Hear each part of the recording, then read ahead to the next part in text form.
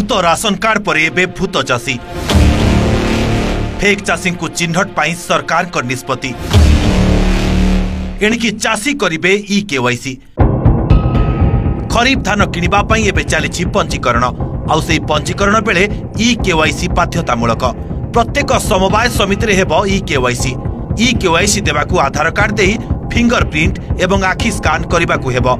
एही निष्पत्ति संपर्क में जोगाण मंत्री सूचना दे कहिसेंती राज्य रे अनेक नकली चाषी अछंती एथिपाई प्रकृत चाषी मानकू ई केवाईसी करबाकू अपील करिसेंती मंत्री।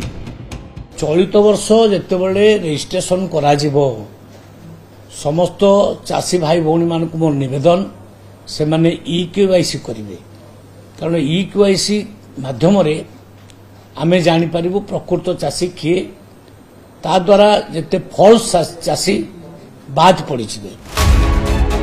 एपटे धान बिक्री पाई पंजीकरण रे हेउतबा समस्या संपर्क में आज विभागीय अधिकारी सहित बैठक करथिले मंत्री।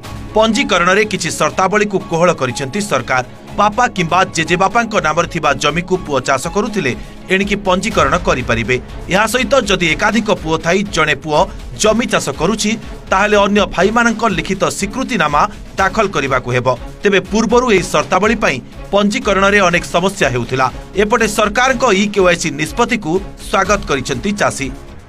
आम से जिनिस के समर्थन कर बहुत असुविधा होता आम मैंने तो बिकी ना पारि धान जेहेतु नकली चाषी मैंने से मैंने चाष ना करी कार्ड के बिकी दौन खुला धान घिनिकी बाहर से बोली आम ओरिजिनल चाषी मैंने धान बिकी ना पारि बहुत दुख पाई। मंडी जो मैंने धान बिकवा मंडी इच्छुक अच्छा मंडी रेजिस्ट्रेशन आरंभ होती गत 19/7/2025 ठारू वर्तमान पर्यंत 13 जन रेजिस्ट्रेशन कर गहली रोची से जो एवं ई केवाईसी करके रेजिस्ट्रेशन करने को पड़ुची अकाउंट रा सेटा बुझे दउछु आमे।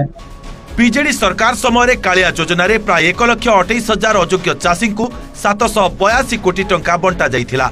2024 रे सीएजी रिपोर्ट रु एही तथ्य सामना को आसीथिला। तेबे नुआ सरकार आसीबा परे राशन कार्ड ई केवाईसी जरिया रे 4,31,000 भूत हिताधिकारी सह मोट 5,23,000 हिताधिकारी को बाद दिया जाइथिला। हेले एबे भी आहुरी 20 लाख रु ऊर्ध्व हिताधिकारी ई केवाईसी करू नाहंती। धान क्विंटाल प्रति 800 टंका इनपुट सब्सिडी देवा फल फेक चाषी संख्या बढ़ी पारे बोली कुआ जाउची। सरकार को ई केवाईसी निष्पत्ति केते नकली चाषी धरिबारे सहायक होउची ता उपरे नजर। उमरकोटरू संतोष सतपथी, बरगढ़ धर्मदत्त पाढ़ी और भुवनेश्वर सौम्यरंजन साहू का रिपोर्ट ओटीवी।